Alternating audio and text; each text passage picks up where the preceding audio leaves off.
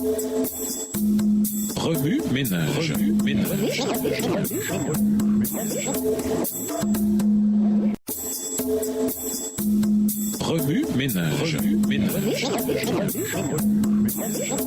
Bienvenue dans votre émission. Remue ménage. Nous voilà à la leçon de lundi. Interpréter une réserve vitale. La vie des premiers croyants adventistes était caractérisée par un mélange de foi et d'action. Leonard Hastings ne récolta pas ses pommes de terre parce qu'il croyait au retour de Jésus. Joseph Bates investit tout son argent dans la rédaction d'articles et la prédication. La famille Stowell vendit sa ferme et s'installa chez la famille Andrews. Lorsque Jésus n'apparut pas, comme il l'avait espéré, d'abord au printemps 1844, puis en octobre, la déception fut profonde et terriblement douloureuse. Assailli par mille et une questions sur ce qu'il croyait, il luttait dans l'humiliation, la peur et la confusion. La parabole des 10 vierges s'applique à la fois au temps d'attente de 1844 et au temps d'attente beaucoup plus long que l'Église a supporté depuis lors. Matthieu 25, versets 1 à 13, met particulièrement l'accent sur l'importance de la préparation personnelle au retour de Jésus. Les versets 3 et 4 soulignent la différence entre les deux types de femmes. Les sages ont apporté de l'huile, tandis que les folles n'en ont pas apporté. L'huile est un symbole courant du Saint-Esprit. Zacharie 4, versets 1 à 5. Et c'est ce qui manquait aux vierges folles dans leur vie. Elles avaient clairement une connaissance biblique de la vérité et une apparence extérieure de piété profonde, mais au final, cela s'est avéré insuffisant. Cette parabole est la deuxième des 4 paraboles que Jésus a données dans Matthieu 24, le verset 45 à Matthieu 25, le verset 46. Les 4 paraboles décrivent 2 groupes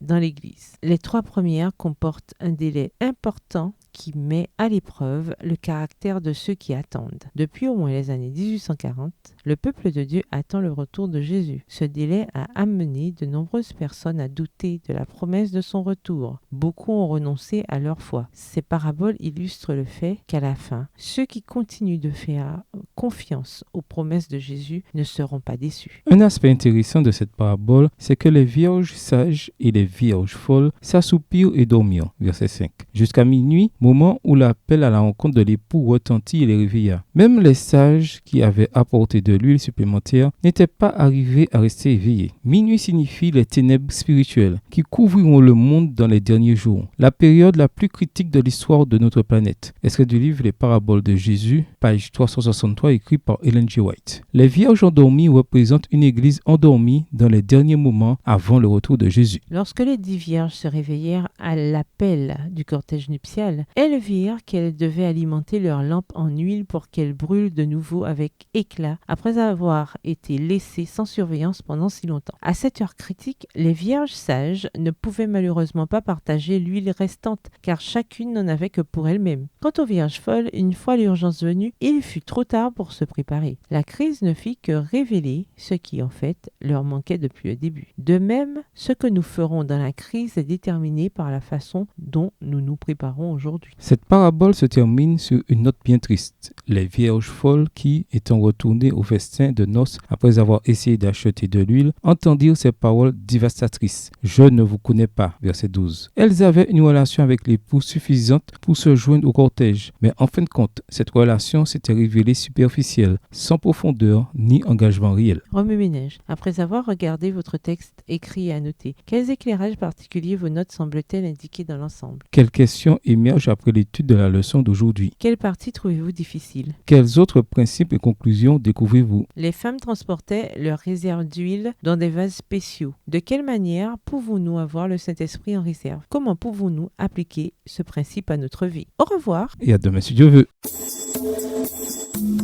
Remue ménage. Remue ménage.